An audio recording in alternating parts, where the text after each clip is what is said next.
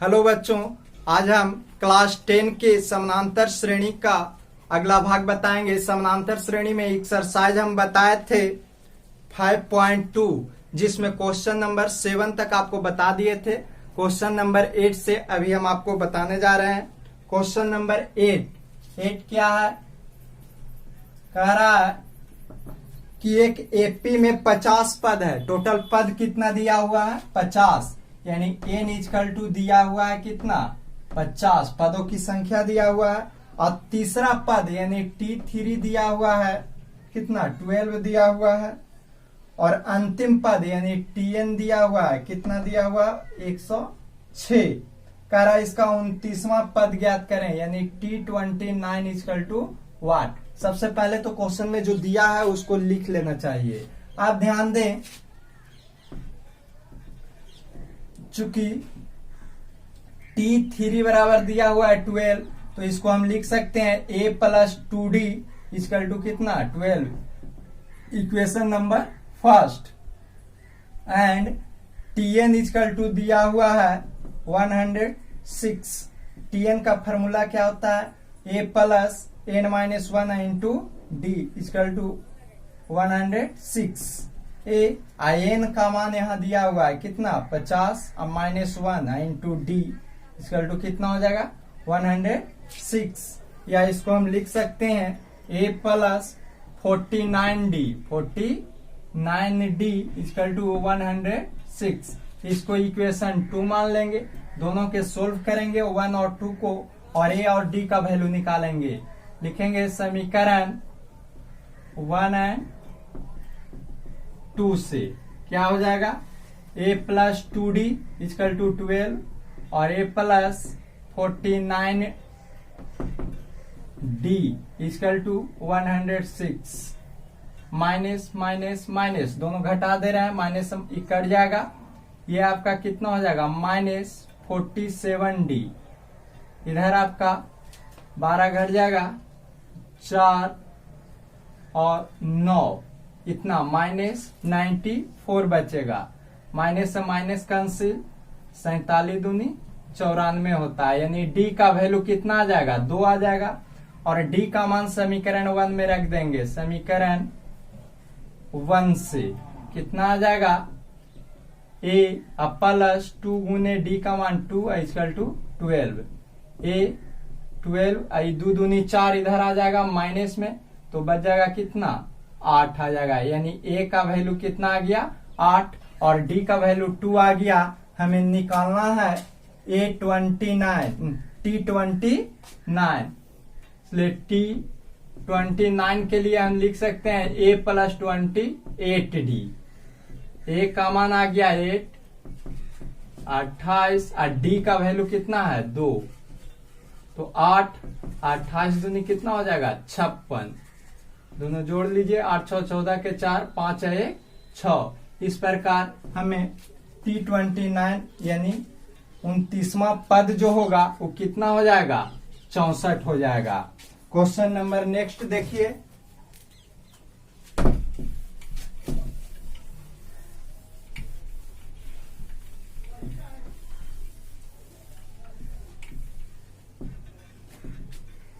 Question number 9 क्या कह रहा है?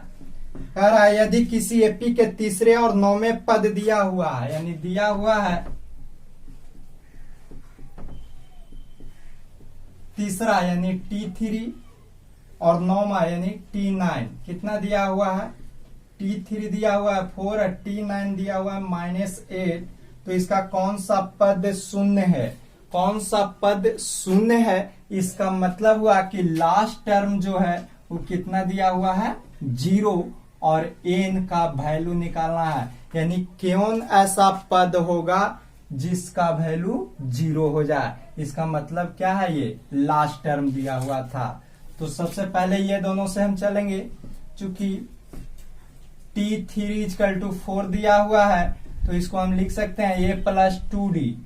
जितना रहता है उससे 1 कम होता है d, 4, equation first. And T9 equal to दिया हुआ है -8, तो a प्लस 8d बराबर हो जाएगा -8, इक्वेशन 2। अब दोनों के सोल्व कर लेंगे।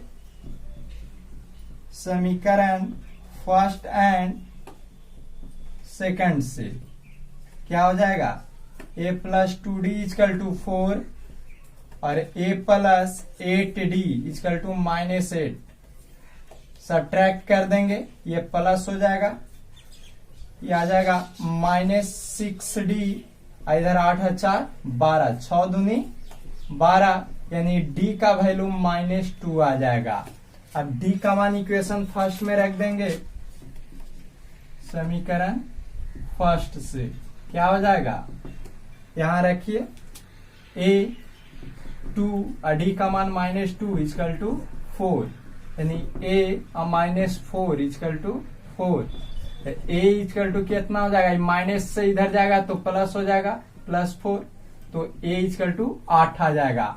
अब हमें निकालना क्या है, tn पद दिया हुआ है 0, in निकालना है, तो चलेंगे चूंकि tn इजकल टू होता है a plus n-1 into D, और tn का वैल्यू यहाँ 0 है, 0 रख देंगे। a का मान हमें 8 प्राप्त हुआ, n तो ज्ञात करना है, और d का मान हमें प्राप्त हुआ कितना, -2, 0 8 -2 से मल्टीप्लाई करेंगे तो -2n हो जाएगा, अब +2 आ जाएगा, 8 2 10 अब -2n, या 2n इजकल टू 10 हो जाएगा, 5 दूनी 10, 2n इधर लावेंगे तो प्लस में आ जाएगा, n की जो वैल्यू होगा वो कितना हो जाएगा 5, यानी पांचवा पद 0 कौन सा पद होगा, तो पांचवा पद होगा, यानी पांचवा पद जो होगा, पांचवा पद शून्य होगा, शून्य होगा। नेक्स्ट,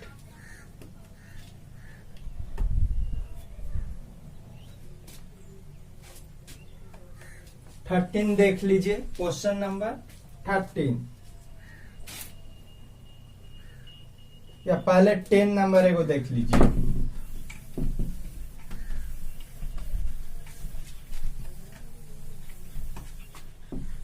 क्वेश्चन नंबर 10 क्या है, एपी का 17वां पद 10वें पद से 7 अधिक है, यानी दिया हुआ है, क्या दिया हुआ है कि 17वां पद जो है वो 10वां पद से 7 अधिक है, तो 7 इसमें जोड़ेंगे तो दोनों आपस में क्या आ जाएंगे, बराबर आ जाएंगे। तो 17वां पद इसको हम लिख सकते हैं a प्लस 16d, और इसको लिखेंगे a plus 9d plus 7, a से a कैंसिल हो जाएगा, 16d, ये 9 इधर ले आना, -9d इजकल टू 7, ये कितना आ जाएगा 7d इजकल टू 7, 7 से 7 कैंसिल हो जाएगा, तो d इजकल टू कितना आ जाएगा 1।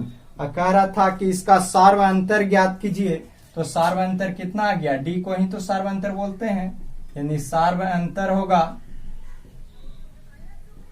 सार्वअंतर यानी d का वैल्यू कितना है 1, आंसर हो गया। क्वेश्चन नंबर 13 देख लिया जाए।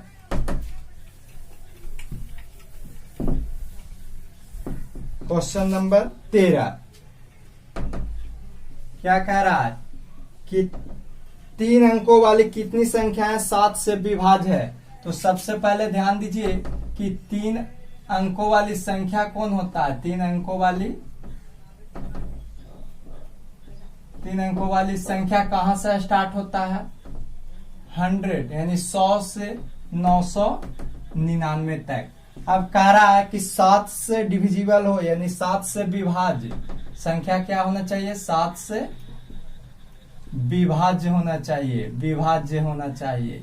तो 7 से विभाज्य होने के लिए जब हम एपी निकालेंगे इसके बीच का, तो क्या पहला 105 हो जाएगा, फिर 7 बढ़ाते चल जाइए 112 हो जाएगा, 7 5 12, अब 12 7 19 119, इसी प्रकार डॉट डॉट डॉट आगे 994 होगा।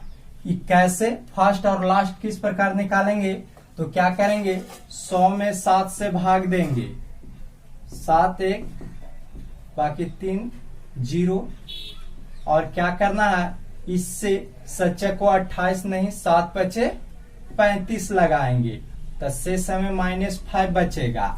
तो जो शेषफल बचेगा उसको पहला टर्म में क्या कर दिया जाता है, जोड़ दिया जाता है। ध्यान रखें जब भाग देंगे पहल का टर्म में 7 से तो वैसे भाग लास्ट में देना है कि जितना रहेगा उससे ज्यादा आना चाहिए या उसी के बराबर आना चाहिए। अगर उसी के बराबर रहता तो वही हो जाता, अगर उसके बराबर जितना ज्यादा होगा उतना हम इसमें जोड़ देंगे तो पहला टर्म प्राप्त हो जाएगा। जैसे यहाँ सच्चे को 28 होता तो 30 से कम आ जाता, लेकिन हम क्या किए 5 मरतबे लगाए तो 7 बचे क्या हो गया 35। तो 35 लगाए तो क्या आ गया, शेषफल माइनस में आ गया -5। तो इस शेषफल को पहला टर्म में जोड़ देंगे तो 105 हमें प्राप्त हो गया। जो 105 जो होगा वो कितना 7 से डिविजिबल होगा, और चूंकि 7 से डिविजिबल है इसलिए पहला टर्म निकालने के बाद सब में 7 आगे बढ़ाते चल जाएंगे। तो 105 में 7 जोड़ेंगे 112, 112 में 7 जोड़ेंगे 119, उसी प्रकार आगे भी होगा। लास्ट टर्म कैसे निकालेंगे, तो 999 में भी हम 7 से भाग देंगे। 1 7 2 सच्चे को 28 1 9 7 दूनी 14, बाकी बचा 5। अब हम देख रहे हैं यहाँ आपका शेषफल जो है माइनस में नहीं लाना है, यहाँ पॉजिटिव में शेषफल होना चाहिए। और जितना शेषफल आवेगा पॉजिटिव में शेषफल रहता है तो लास्ट टर्म में जितना है उसमें से इतना घटा देंगे। तो 999 में से अगर हम 5 घटाएंगे तो क्या आ जाएगा 994। यही आपका लास्ट टर्म ये हो गया। तो फर्स्ट टर्म और लास्ट टर्म आपको निकालने के लिए यहाँ से आप निकाल सकते हैं इस रूप में, और आगे टर्म बढ़ाने के लिए 7 इसमें जोड़ते चल जाएंगे, अगला टर्म हमें क्या हो जाएगा प्राप्त हो जाएगा। तो a बराबर 105 हो गया, d 7 बढ़ रहा है तो 7 ही होगा, और tn हमारा कितना है 994। कह रहा है क्वेश्चन निकालना है कितनी संख्याएं यानी n निकालना है, कितनी संख्याएं इसके बीच में है जो 7 से डिविजिबल है। अब फार्मूला लगा दीजिए, चूंकि tn इक्वल टू होता है a plus n-1 into D. tn का वैल्यू 994, a का मान 105, n-1 और d का वैल्यू आपका है 7। 105 इधर ले आना, 994 माइनस 105 n-1 इंटू 7 क्या हो जाएगा, घट जाएगा, 14 में से 5 जाएगा 8 और 6 14, ये बचेगा 8 और यहाँ 9 में से 1 जाएगा था 8, इतना हमारा आ जाएगा।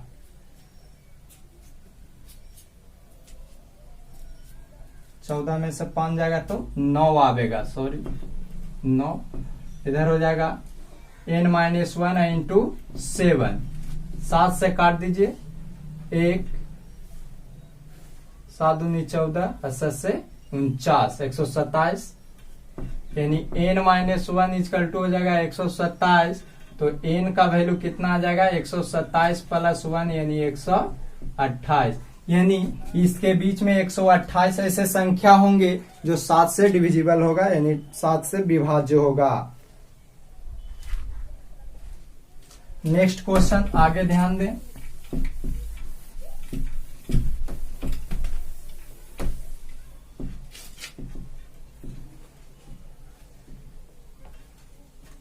क्वेश्चन नंबर 16 देख ले।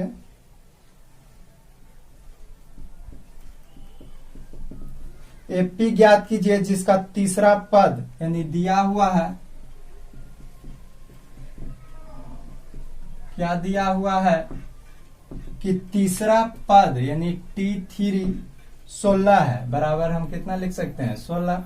तो ये प्लस 2D हो जाएगा इसका टू कितना 16, इक्वेशन नंबर फर्स्ट। अब कह रहा है और सातवां पद यानी T7 जो है वो क्या है, पांचवें पद से 12 अधिक है, यानी T5 से 12 ये अधिक है, तो 12 इसमें जोड़ेंगे तो दोनों क्या हो जाएंगे बराबर हो जाएगा। तो यहां से लिखेंगे a प्लस कितना 6D, इसको लिए a प्लस 4D लिखेंगे, अब प्लस 12, a से ये कैंसिल 6D 4D इधर ले आएंगे, इक्वल टू कितना 12, यानी 2d इक्वल टू कितना हो जाएगा 12, 6, यानी d का जो वैल्यू होगा सार्वंतर वो 6 आ जाएगा और d का मान समीकरण 1 में रख देंगे तो a का वैल्यू निकल जाएगा समीकरण 1 से a 2 गुने 6 equal to 16, a equal to कितना हो जाएगा 16 और माइनस 12, 6 दूनी 12 उधर चल जाएगा तो 4 आ जाएगा। अब कह रहा है एपी निकालिए, तो एपी निकालने के लिए हमें T1 T2 इस सब की आवश्यकता पड़ेगा, T4 है ना। तो T1 को ए बोलते हैं और ये हमारा 4 आ गया। T2 a प्लस डी होता है, तो a प्लस डी ए हो गया 4 और d कितना आया 6, 6 4 10 आ जाएगा। ये a प्लस 2d होता है, तो 4 प्लस 2 गुने 6 12 4 16 और ये प्लस 3d ये हो जाएगा, तो 4 अब प्लस 3 गुने 6 6 18 4 22, जो हमें एपी प्राप्त होगा वो कितना हो जाएगा 4 10 16 22 डॉट डॉट डॉट। इस प्रकार हमें क्या करेंगे एपी ज्ञात कर लेंगे। 17वां क्वेश्चन देख लें।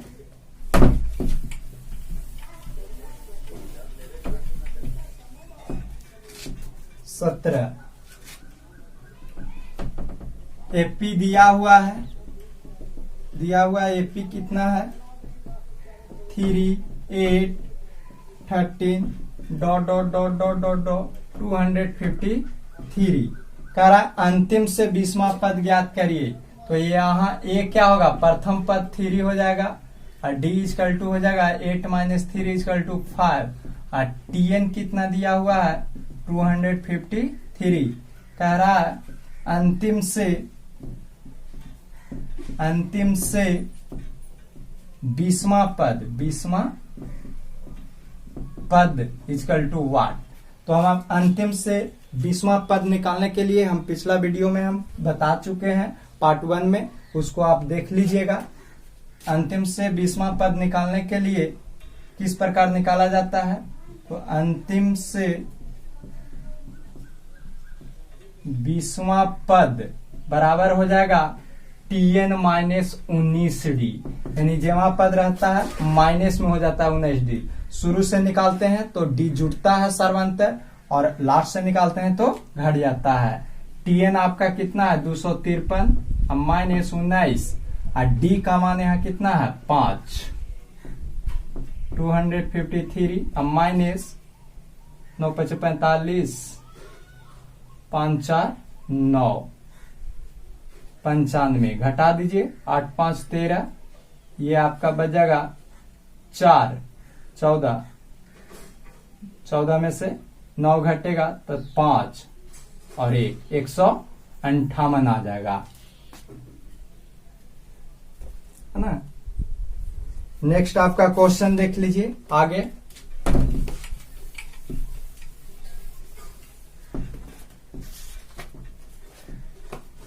क्वेश्चन नंबर 18 बहुत ही इजी है। करा किसी एपी का चौथे और 8वें पदों का योग दिया हुआ है,